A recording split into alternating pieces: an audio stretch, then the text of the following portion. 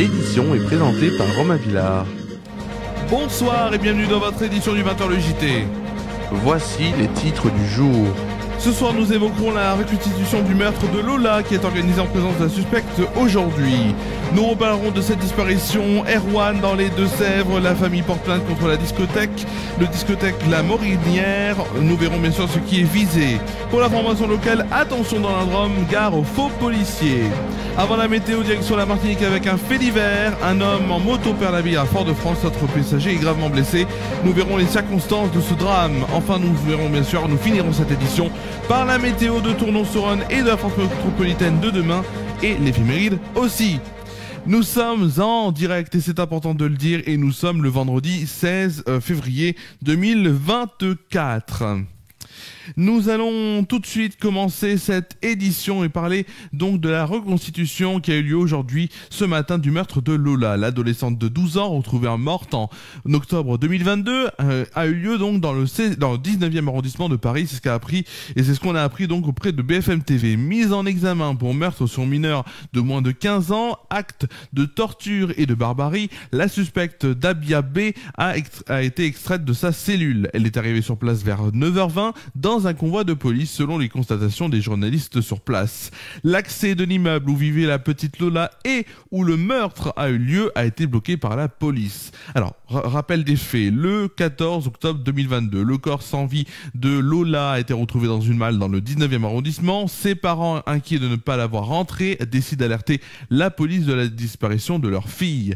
La principale suspecte, Dabia B, a été interpellée le lendemain de la découverte du corps. Elle a été mise en examen pour des chefs de meurtre sur mineurs de 15 ans, accompagnés de viol, torture ou acte de barbarie, viol sur mineurs avec torture et acte de barbarie. Dans l'actualité aussi, nous allons réévoquer cette disparition, la disparition d'Erwan, 18 ans, disparu dans la nuit du samedi 10 au dimanche 11 février dernier, il y a quelques jours maintenant, 6 jours. C'était donc à Montcoutan sur Sèvres, dans les Deux-Sèvres. La famille d'Erwan donc porte plainte contre la discothèque La Morinière. C'est dans celle-ci qu'Erwan est sorti le week-end dernier accompagné de 3 de ses amis. Alors c'est sur ce parking de celle-ci qu'il apparaît pour la dernière fois sur la vidéosurveillance peu avant 2h du matin, dimanche 11 février. Selon les informations de France Bleu Poitou, le jeune homme de 18 ans a été exclu de l'établissement. Ça, on l'avait vu donc il y a 2 jours. Sur la vidéosurveillance, il apparaît seul et alcoolisé. Son téléphone a ensuite cessé d'émettre peu avant 3h du matin. Depuis dimanche matin, Erwan est introuvable malgré d'importants moyens déployés, notamment mercredi, où plus de 80 gendarmes ont été mobilisés venus des Deux-Sèvres, de La Rochelle, d'Arcachon et encore de Rochefort. Ce vendredi, encore une quarantaine de militaires se sont donc mobilisés, ainsi qu'une équipe de plongeurs de La Rochelle. Pour l'instant, on n'a pas plus d'informations sur cela.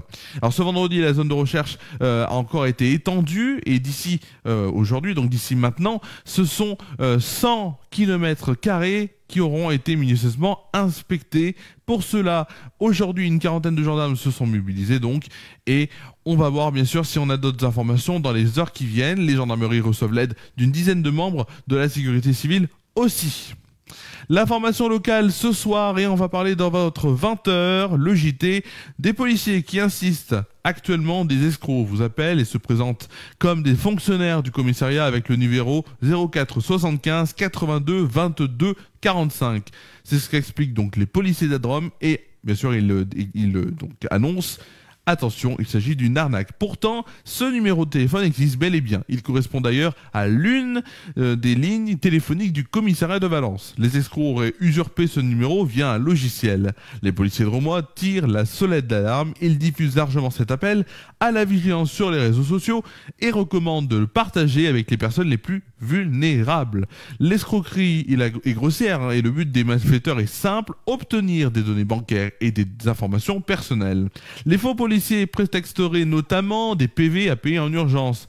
Alors leur objectif est de vous mettre en confiance afin de vous faire valider une ou plusieurs opérations sur votre application ou d'obtenir des informations sensibles et personnelles comme vos données de carte bancaire, vos identifiants et vos codes d'accès. C'est ce qu'expliquent les policiers. Ces derniers recommandent de ne jamais communiquer son code, ses numéros de carte bancaire, même à votre banquier. Donc il ne faut pas donc donner ses numéros de carte bancaire. C'est comme ça que concluent les forces de l'ordre. L'information venue de Martinique quelques heures après les dernières réjouissances du carnaval 2024, puisque il y a certes dans le nord, il y a certes dans plein de régions de France, et aussi notamment dans les Antilles.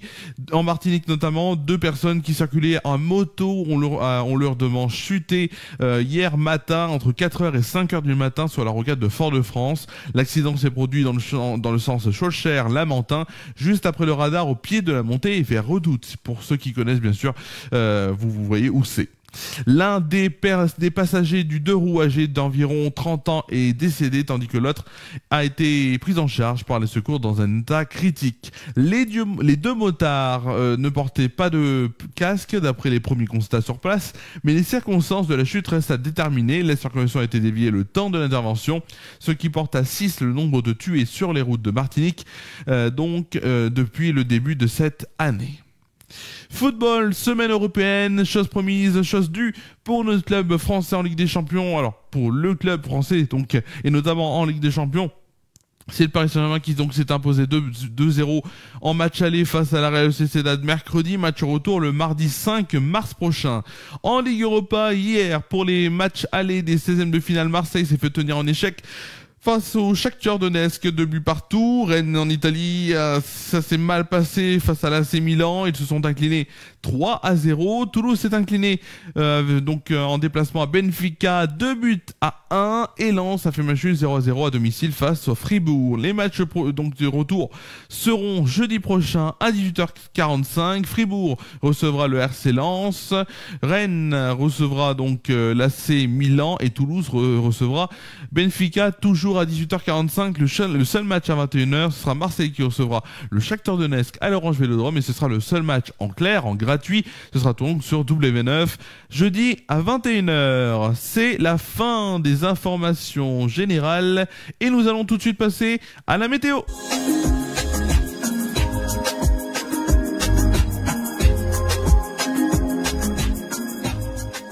La météo, vous l'aimez et vous l'adorez, on va voir ce qui va se passer.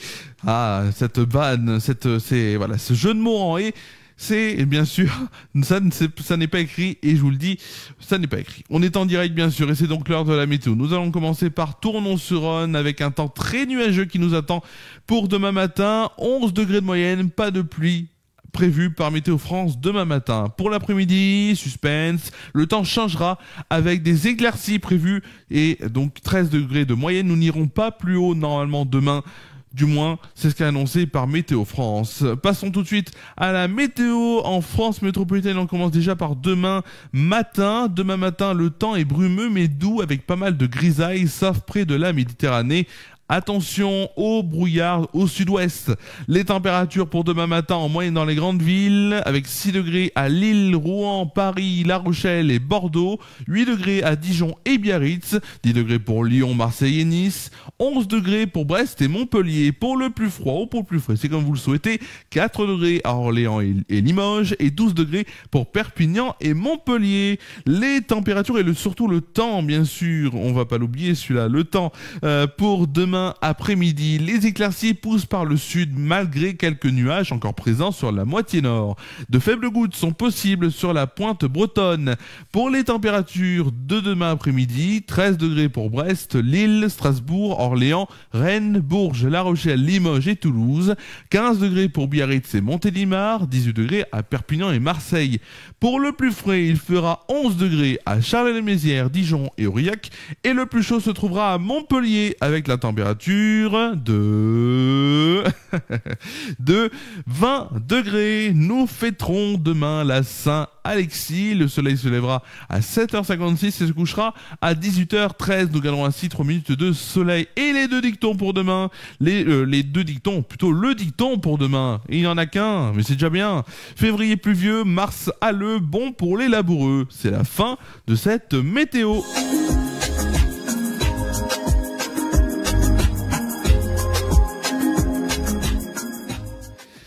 Alors, on se retrouve en direct, c'est bien, voilà la technique. Donc je disais, pour les prochains rendez-vous sur FR News, pas de JT pendant les 2 prochaines semaines puisque c'est les vacances scolaires et donc pas de 20h le JT pendant 2 semaines. Retour le mercredi 6 mars en direct à 20h. Dans les prochains rendez-vous sur FR News, dimanche, FR News, le match spécial multiplex de la 22e journée de Ligue 1. On se retrouvera dimanche dès 14h50 en direct.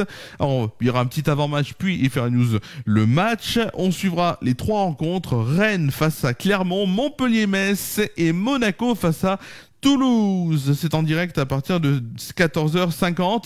Mardi, l'émission hebdomadaire Bienvenue chez Romain ne prend pas de vacances et sera de retour sur FR News. 101.1 sur la bande FM, déclicradio.fr sur internet ou encore sur FR News en vidéo de 17h30 à 19h en direct sur cette même page Facebook, bien sûr. Et si vous regardez sur Facebook, sur YouTube, ce qui est bien sûr, puisque cette émission, ce 20h est en rediffusion, du moins en replay sur YouTube, vous allez sur Facebook, vous écrivez FR1 News et donc vous irez et vous regarderez cette émission donc en vidéo si vous voulez voir l'image et si vous voulez que le son, que la radio, c'est important. Merci à vous d'avoir suivi cette édition du 20h le JT. C'était donc la dernière édition de la semaine et la dernière édition même de février. On se retrouve donc dimanche pour un après-midi football spécial multiplex de la 22e journée de Ligue 1. Je vous souhaite de passer une bonne soirée, une très bonne nuit et un bon week-end. Prenez soin de vous et de vos proches. Je vous dis à dimanche sur FR News pour une après-midi football ensemble. À dimanche.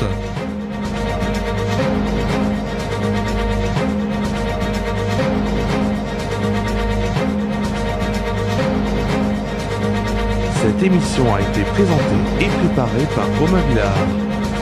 Cette édition est à retrouver sur les chaînes Facebook et YouTube d'FR News.